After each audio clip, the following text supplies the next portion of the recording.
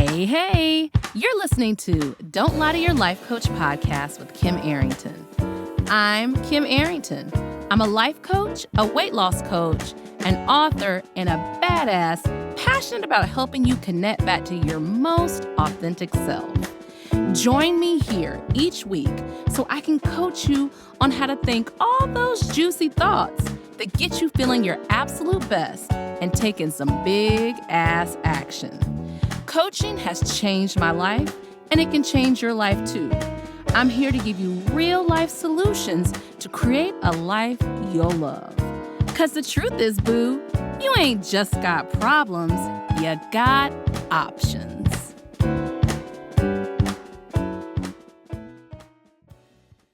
Proof that I am not Little Miss Perfect. I am back recording podcasts, and I am a little rusty. Hey. I was watching one of my favorite YouTubers, and she was talking about how she was hesitant to be in work with a particular coach because she felt like she was Little Miss Perfect. And then she shared what's going on with her.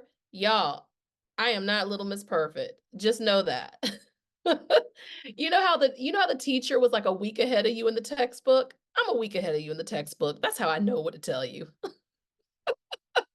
All right, let's get into this episode. Let's get into this. I'm pulling up my trusty, dusty notes.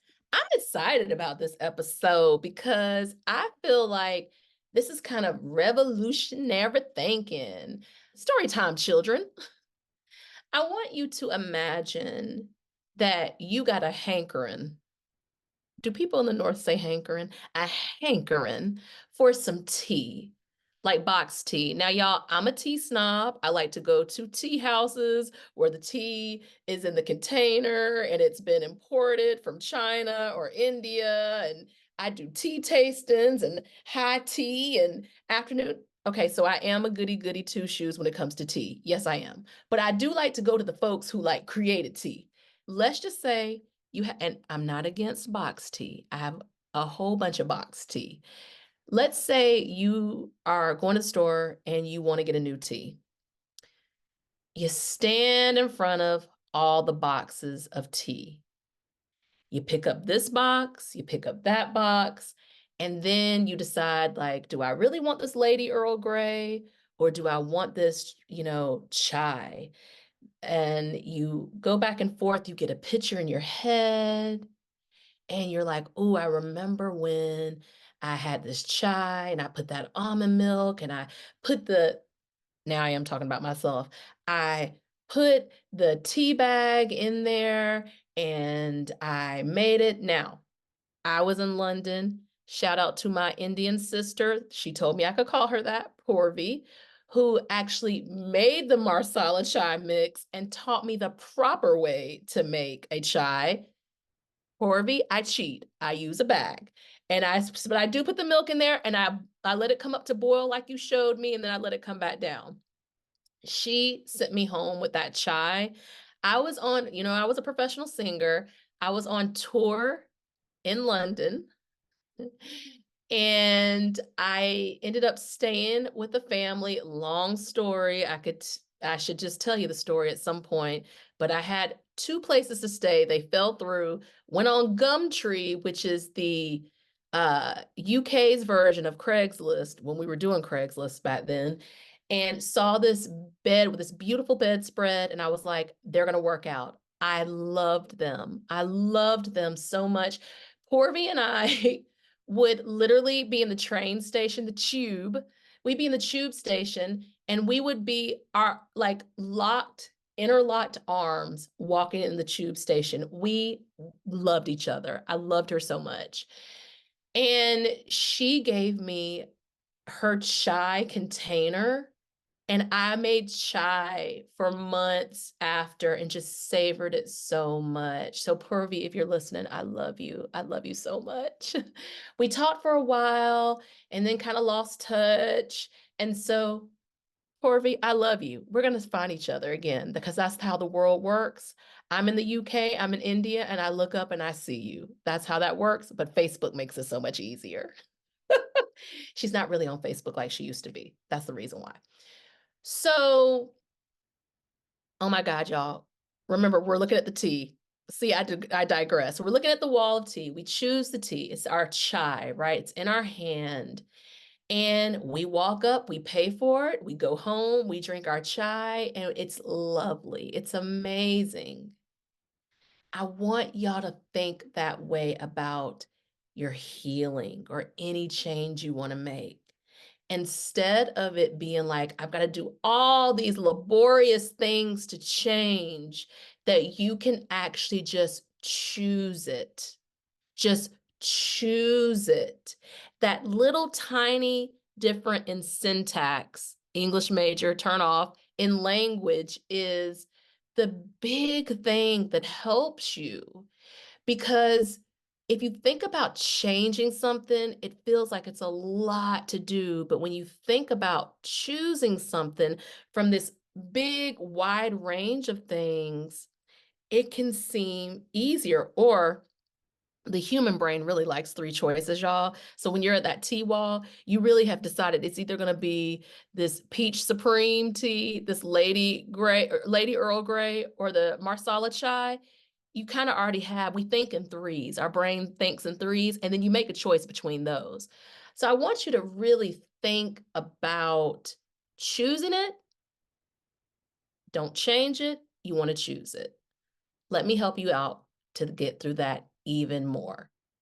So how do I choose it instead of change it? Well, first of all, I now think that, and I talk to my clients about it, and it's given them a lot of relief to think, oh my gosh, because change it has this mental image of all these steps and all these things you do, but they understand choosing it, like standing in front of your closet and choosing a dress. Now, some of y'all are like, but Coach Kim, it's hard for me to choose. Yes, but if it's hard for you to choose, then it's damn sure hard for you to change. What would you rather do? Choose from the wide range, or like try to work through your steps to get to the change?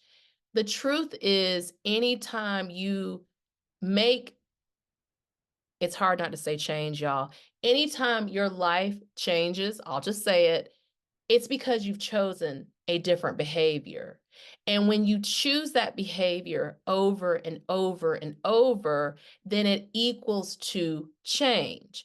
I want you to think about it. So y'all know I always use weight loss. I had to choose over and over and over and over. I just went to lunch with a friend today. I took food out. Now, I will say this, I ordered 3 tacos. She ordered 2 tacos. I ordered the rice and beans. She didn't. She ate her 2 tacos. I ate 1 taco. I ate some rice, I ate some beans. We had chips and some salsa. And I took out like, half of a taco and a whole nother taco in the rice and beans. Why am I telling you this? Because I consistently choose taking out food. I consistently choose eating food that is enough for me. But most people, when I go out to eat with them, is like, that's all you're going to eat? Yeah, that's all I need. That I chose it over and over, and that equaled up to 65 pounds lost. It's choosing over and over to do the behavior. I am reading this book, Three Magic Words. And one of the things that the author talks about is, and I think the author's name is Stanley, y'all. Hold on. Three Magic Words. I'm listening to it and I'm reading it. That's my new flex. The author's name is Anderson. Ewell Stanley Anderson. I think it's Ewell. He's Norwegian, and I do not know how to say the name, but it's called Three Magic Words.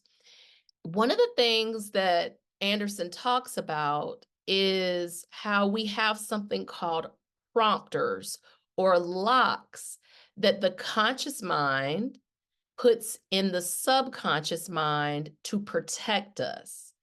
It's really ways to prevent pain.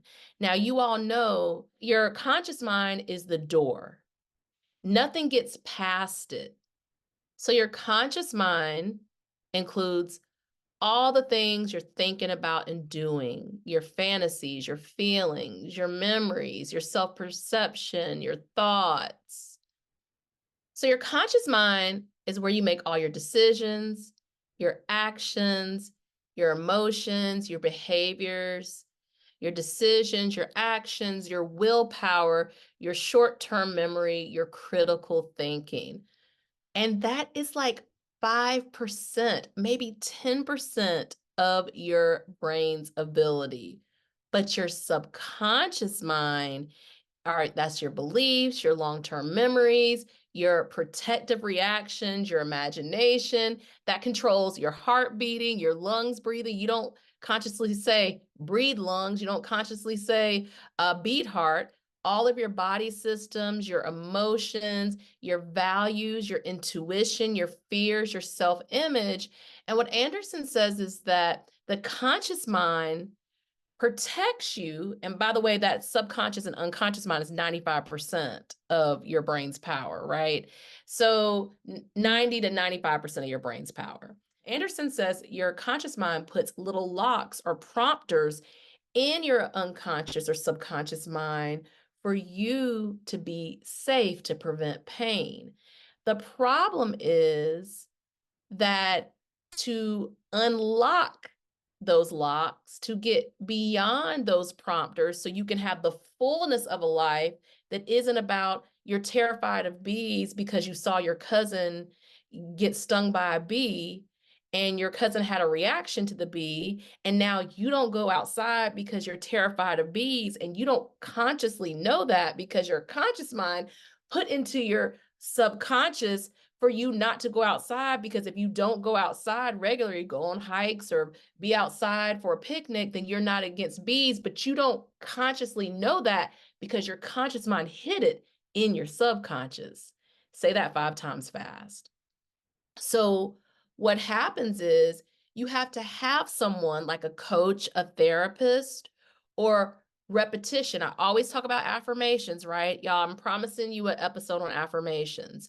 Well, the thing about affirmations is that they kind of push the conscious mind out of the way because there's so much repetition and suggestion in those affirmations that it gets to the part of you where your beliefs are, and it can begin to shift those beliefs. That's the power of affirmations. And here's what you have to do. You don't even have to believe what you're affirming. The subconscious mind doesn't ask questions. It takes whatever you say. If the conscious mind gets out of the way, which can happen with hypnosis, which can happen with someone planting thoughts in your head, like a coach or a therapist, thoughts you want because you've already come up with goals, or you've already talked about the issues you have, and they help you to think new thoughts. That kind of repetition in that thinking gets to the subconscious mind. And then someone who is terrified about bees and terrified about being outside, who doesn't even remember that it's about the bees, says, oh my gosh, I know it now, because it's through questioning by a coach or questioning through by a therapist that you recognize as, oh my gosh, I remember it's from my cousin. They'll ask the question, well, when did you decide you didn't want to go outside? And then what happens? Your subconscious mind hears the command and brings up that memory of the time you saw your cousin get stung by the bee, and you were like, oh my goodness, this is because, Kenny got stung by a bee, and I realized that outside is unpredictable and dangerous, and I didn't want to go outside, and that almost sounds ridiculous, and you have this epiphany, and you're like, I can go outside now because, and then what your coach will say is, well, how many times have you gotten stung by a bee? How many times have you seen people get stung by a bee? Like, is that where you want to stay?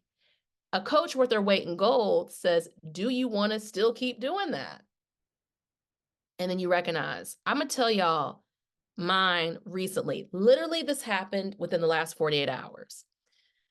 I have constantly said I do not like cooking, even though I'm a good cook, and I will cook because it saves me money. And when it saves me money, then you can take the money and you can invest or save, or you can travel, all the things I like to do. And I started to think, I asked myself this question of, well, where did this you not liking cooking come from? Because no one has ever talked bad about my food. And no one is like, and I realized I asked the right question. My conscious mind got out of the way. And I realized that part of the reason why I don't like cooking is because I remember how burdened my mother looked. She was a teacher. She left the house early. She'd come home to cook. Y'all know that was the 80s and the 90s where it was more canned cooking. We chop up vegetables more now. My mom would do that, but like it would be quick and easy during the week.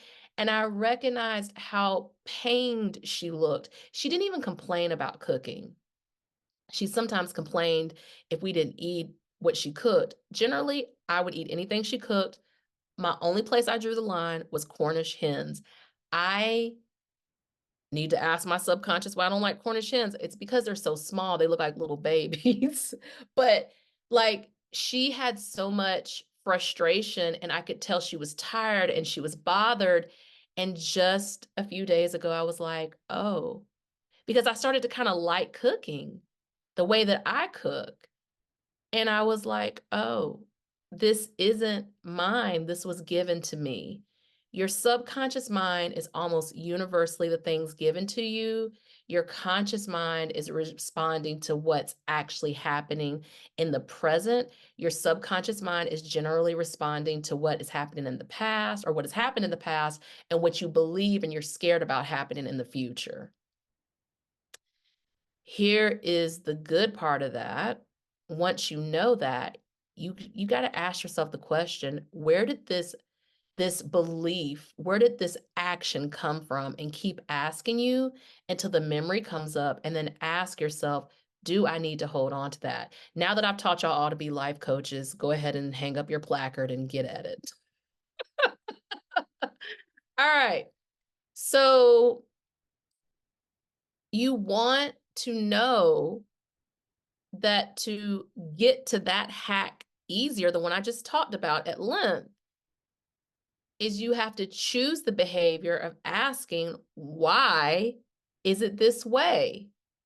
Where did that start? And what do I do now? And it always is a story that you didn't remember. And you're like, oh my goodness, this happened. And the relief is instant. And then you can choose a different behavior, which is now I've decided that I'm going to like cooking, but I've made some parameters of what that looks like. And I'm being curious about it. I'm choosing to look at it in a different way. That is how you choose instead of doing all the hard processing of changing. I want to share with you a client. My client, I want to be protective of her. She's homebound. She's in her home and we've been working through what that looks like. And we've been doing a lot of questioning of moving the conscious mind out of the way to figure out where the beliefs came from. And she is getting so much relief. Like she does not consider herself depressed anymore. We work at it. And one of the things that she said to me recently was, one of the things I said to her recently was, you heal in the present moment. You actually don't have to go back and write every single story. If you have one of those dramatic things where you say, where did this come from? And then you can connect it to all of the things that felt difficult in that similar category, you can bring all of that healing to the future. That's the difference between a coach and a therapist. A therapist is going to stay back and really go through all the things, and I think that has value. However, my client has been in therapy for years, And she's like, I've got to say, and I'm not her first coach. She's like, I've got to say the coaching has been dramatic. And the reason why is that I keep pushing her to the present. Okay, now that you figured this out, let's connect this to all these events and understand yourself. We're going to choose to understand yourself versus beating yourself up for what happened and thinking it's hard to change. Because for a long time, she was like, it's so hard to heal. It's so this, it's so that. And I was like, yes, because the way you're going about it is laborious. It's a lot of climbing up and down the ladder and this and that. Let's look at and isolate something and connect it to several events and recognize why you did what you did. I'm so damn proud of her. I'm so proud of her. Oh, yeah. I want to talk to you about a fix-on. I was like, I need to come up with some vocabulary for them to understand what it is. Okay, so let's go back to that tea example from the beginning. The tea example where you chose your box of tea, I call that a fix-on, or when my client realized that when she was able to connect that healing to that one healing moment where she talked about this event and found out where it came from. And I said, do you still want to think that way? What can you do different? And connect it to all the things. That's a fix-on. A fix-on is something that kind of instantly shifts your brain. Yes, I came up with that vocabulary. That's something I do. Y'all know I was a poet. I like to come up with new words, new little vocabulary. A fix-on is a behavior that instantly shifts you in the moment into a sense of relief or deep understanding. So, like, it can be as easy as I'm holding these two events in my hand. What do I want to do with this? Let me look at this one event. What do I want to understand about it? Oh my goodness, it reflects to the other event. I have chosen and I have shifted my thinking. There are a lot of coaches who do not believe that the point of coaching is for you to find relief. I don't even understand that kind of thinking. I think that most of us want to feel the best we can and learn to tolerate the times where we don't, to get back to feeling the best that we can, or at least whatever our baseline is. And for me, with my clients and the huge results they get, and I want to tell you, like, the huge results they get, it is because I teach them how to shift with a fix-on or other techniques to find relief in the moment. Oh, this episode is sponsored by Half-Life. Let's hear about Half-Life.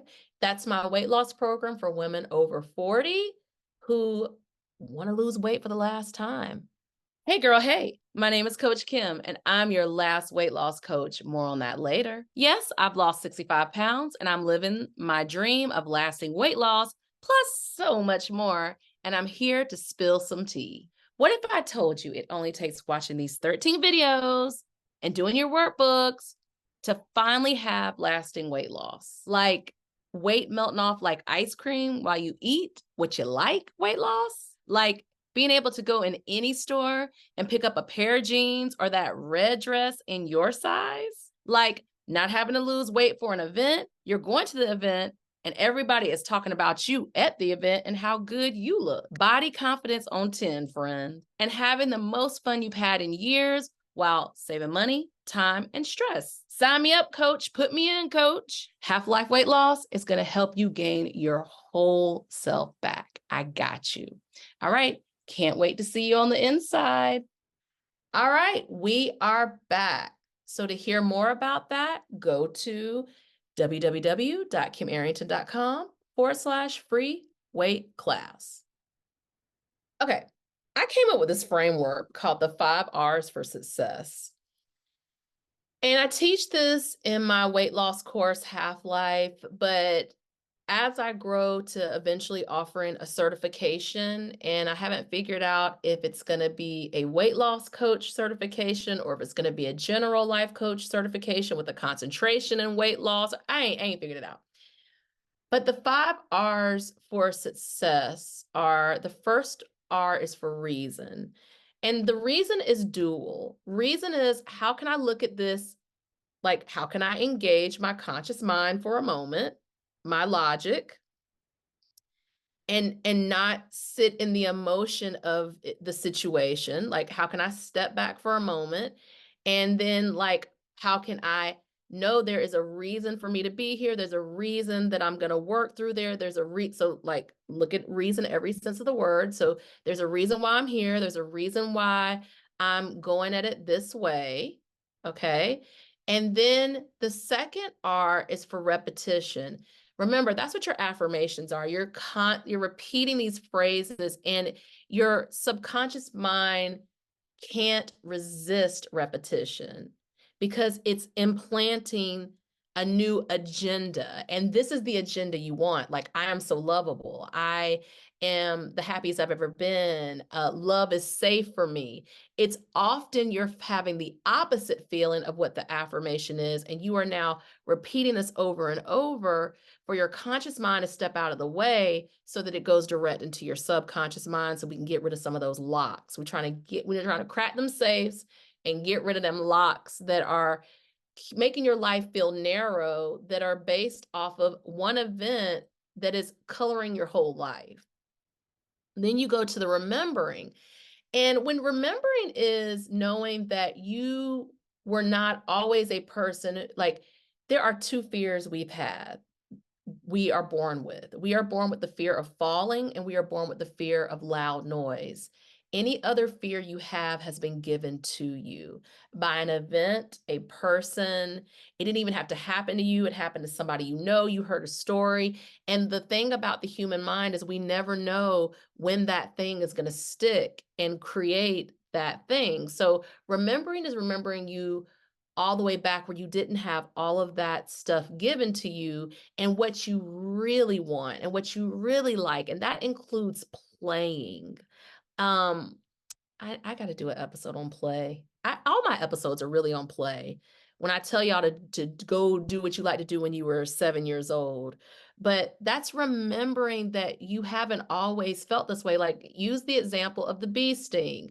I used to, that person who the bee sting used to love playing outside. And then that happened when they were 11. And it was so scary and traumatizing because someone they loved, it was their favorite cousin. And they're like, they put this lock in their mind, this prompter that they don't go outside anymore. It's remembering who you were before the event happened. Remembering when life was so wonderful, all you did was play.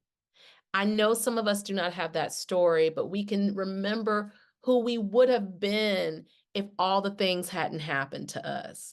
The fourth step of this is responsibility. It is absolutely your responsibility to choose your healing, to choose what you want for your life, to decide that you are such a big priority in your own life that you are the one who shifts you.